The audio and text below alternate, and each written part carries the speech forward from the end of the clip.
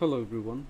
In this video you will see how you can add a play button overlay to an image easily without Photoshop or any other editing app. First you have to visit the fbyoutube.com, then you have to go add play button image under the image tools menu. Then you have to select an image to add the play button. This play button icon is default. You can switch the play button icon by clicking over the icon, and you can also keep the file original ratio or can resize it by 600 into 320 pixel. Then you have to click the add play button to image.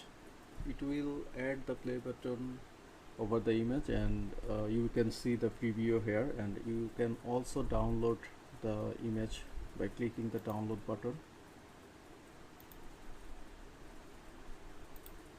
If I open the image, you can see the play button overlay added to the image.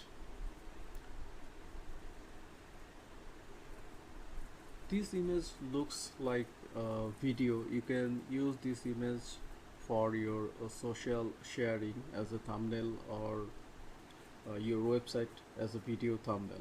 Thanks for watching.